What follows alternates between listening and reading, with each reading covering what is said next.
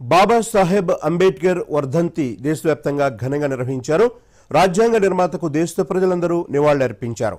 Parliament ఆవరణలో ఉపరాష్ట్రపతి, ప్రధాని సహా పలువురు నివాళులర్పించగా రాష్ట్రంలో సీఎం, డిప్యూటీ సీఎం అంబేద్కర్కు అంజలి ఘటించారు. మరిన్ని వివరాలు చూద్దాం.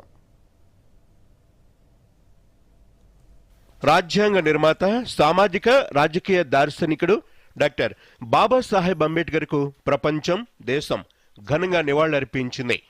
అంబేద్కర్ వర్ధంతిని మహాపరినిర్వాణ్ దివస్గా భారతావని జరుపుకుంటోంది. కుల ఆధారిత వివక్షను రూపుమాపటానికి తన జీవితాన్ని అంకితం చేశారని గుర్తు చేశారు రాష్ట్రపతి ద్రౌపది ముర్ము.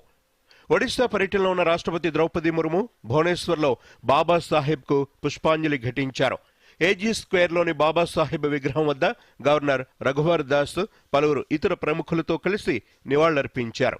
పార్లమెంటు ఆవరణలో మహాపరినిర్వాణ్ దివస్ కార్యక్రమాన్ని ఘనంగా నిర్వహించారు. ఉపరాష్ట్రపతి జగదీప్ ధన్ఖడ్, ప్రధాని నరేంద్ర మోదీ, లోక్సభ స్పీకర్, కేంద్ర మంత్రులు, మాజీ రాష్ట్రపతి రామ్నాథ్ కోవింద్, కాంగ్రెస్ అధ్యక్షుడు మల్లికార్జున ఖర్గే సహా పలువురు పార్లమెంటు సభ్యులు అంబేద్కర్ విగ్రహానికి నివాళులర్పించారు.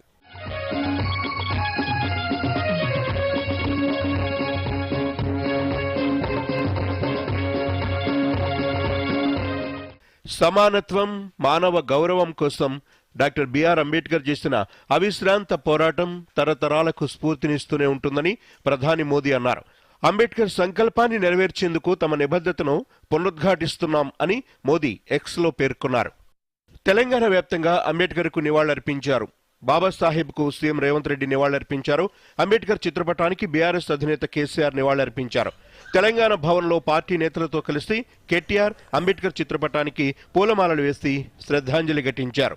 హైదరాబాద్లోని బీజేపీ రాష్ట్ర కార్యాలయంలో అంబేద్కర్కు నివాళులర్పించి ఆయన సేవలను గుర్తు చేసుకున్నారు. Bureau report, Doordarshan news.